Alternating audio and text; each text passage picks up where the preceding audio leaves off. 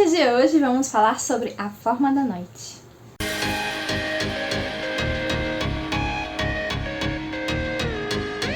Oi gente, eu sou a Kellen do blog Kellen Vasconcelos e no vídeo de hoje a gente vai fazer a resenha do primeiro livro da minha TBR do Halloween, da Maratona Literatona Halloween, que eu tô participando. Vocês estão vendo o banner aqui, que eu já fiz uma postagem no blog também, falando da TBR e tal.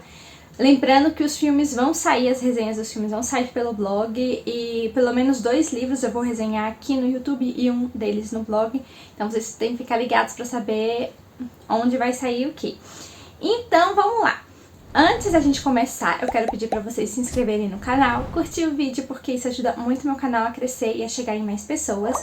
Também compartilhem com seus amigos, se vocês quiserem participar com a gente do Literatona, que não sou só eu, mas sou eu, o Eduardo do Só Mais Um Aleatório, a Amanda da Apenas Ava, a Thaís do Lendo e Bebendo e também a Val de Na Literatura Selvagem, que estão participando do Literatona. Então todos nós estamos produzindo conteúdo sobre o Halloween, livros de terror e tal, de crimes, de suspenses, agora no mês de outubro, nas redes deles, no Instagram, no YouTube, no blog.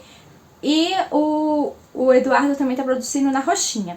Vou deixar os links deles aqui na descrição, vocês podem ir acompanhando. Eles já fizeram a TBR deles, então vocês podem ir olhando o que eles vão estar produzindo esse mês, tá bom?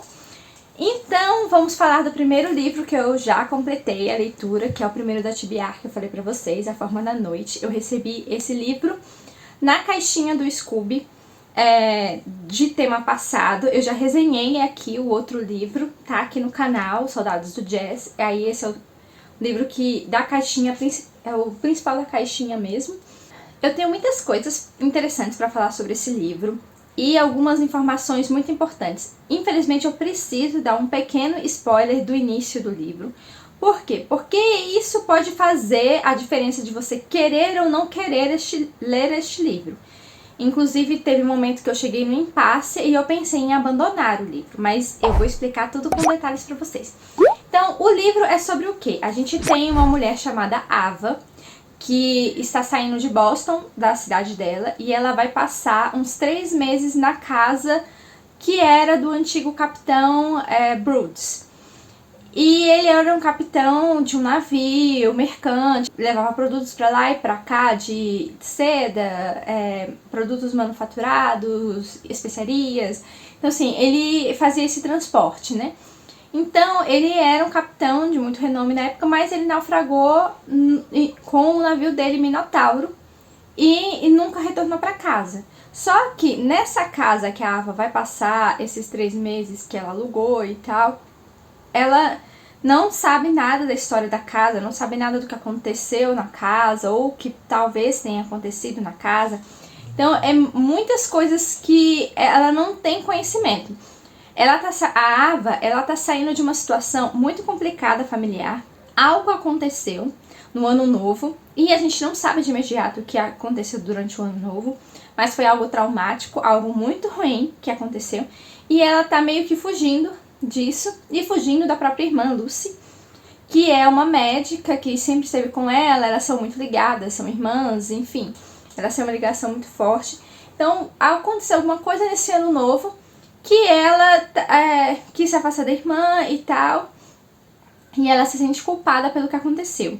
Então ela sai de Boston e vai passar 3 meses nessa casa enquanto ela dá andamento no livro dela. Ela é uma chefe de cozinha que escreve livros.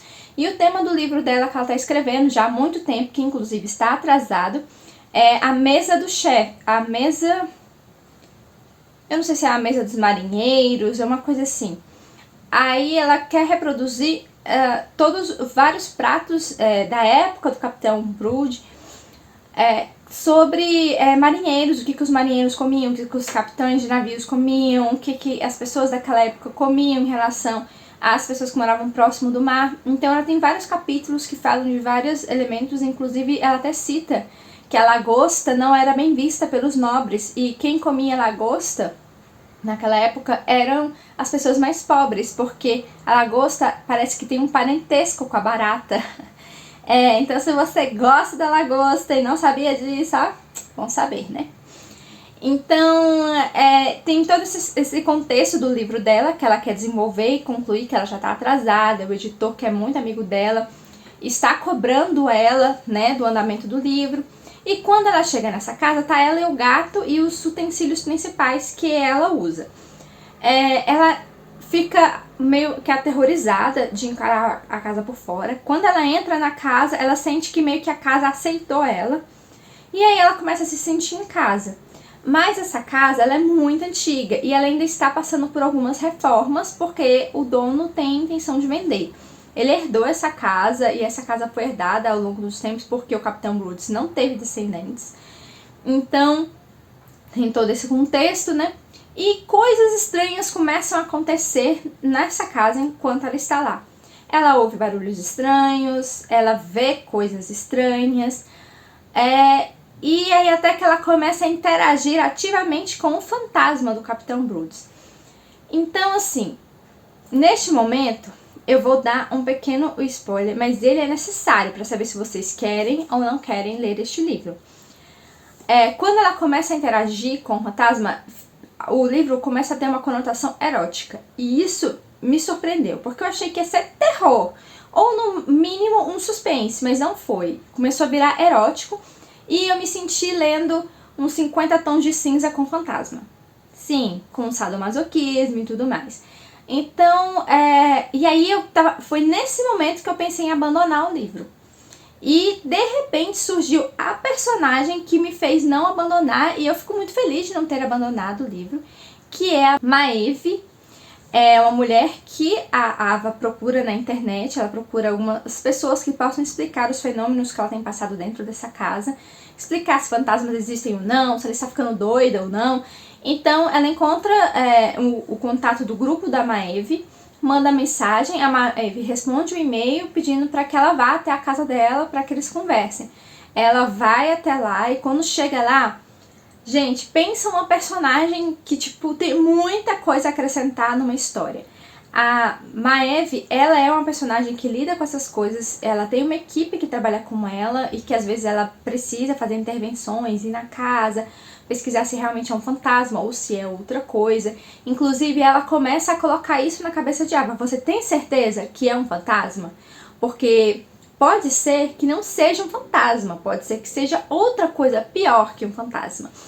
Então a Ava começa a ficar com aquilo na cabeça, ela não tem mais certeza se é um fantasma ou não, de acordo com os acontecimentos que começam a acontecer com ela. E o capitão, ele fala frases assim de efeitos que ele repete, e aquilo fica na sua cabeça ao longo do livro, do tipo, o que você entrou procurando na minha casa, você vai encontrar. Ninguém vai te fazer mal debaixo do meu teto. Então essas coisas assim, querendo ou não, fica muito firme na narrativa.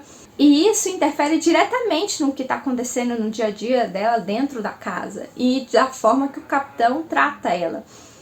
E aí, de repente, encontra-se um corpo da antiga inquilina que morava lá e que saiu às pressas. A Ava acha alguns itens dela, ela acha muito estranho. Um livro de receitas que parece que foi dado pela avó da Charlotte, a inquilina anterior. Um lenço Hermès super caro no fundo do guarda-roupa, chinelos debaixo da cama. Então ela começa a achar aquilo tudo muito esquisito e ela vai procurar a imobiliária e começa a arguir sobre isso. Ao mesmo tempo, em relação a tudo isso, entra um outro personagem mais forte na história, chamado Ben Gordon, que é o doutor da cidade, e ele começa a meio que se aproximar da Ava, tentar ajudar ela, tentar descobrir o que está acontecendo, enfim. E aí a gente tem todo esse contexto. E aí, quando a Maeve sugere que o fantasma talvez seja fantasma ou pode ser outra coisa, é o primeiro plot twist que a gente tem na história muito forte. O segundo plot twist que tem mais pra frente é muito, muito forte e, tipo, bem inesperado. Mas, assim, ele é muito necessário pra trama e me fez gostar do livro.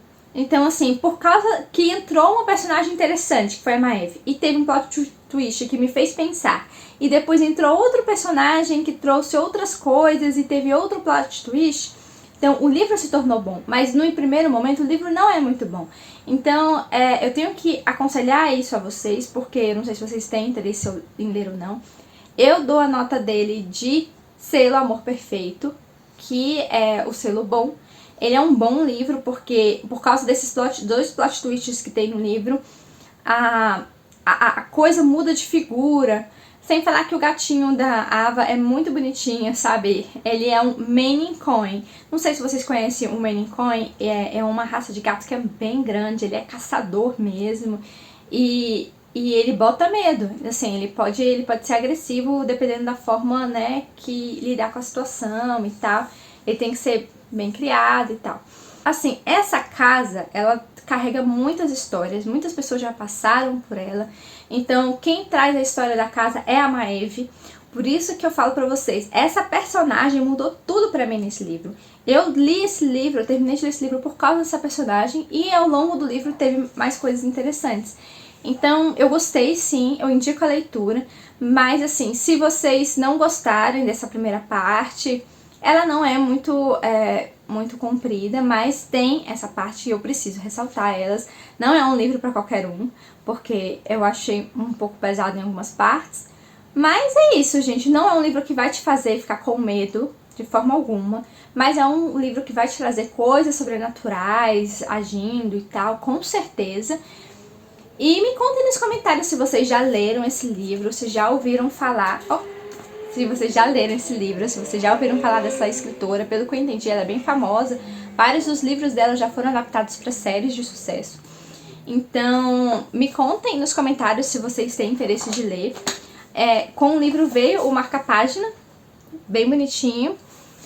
E assim, eu gostei do livro, por isso que eu dei o selo Amor Perfeito, que é bom. E eu espero que vocês possam gostar também, se vocês forem ler. Tá? Então a gente começou até bem a tibiar, né, da literatura Halloween. Vamos ver que eu ainda tenho mais 2 leituras para fazer e vamos ver, tá bom? Tchau, gente. Até o próximo vídeo.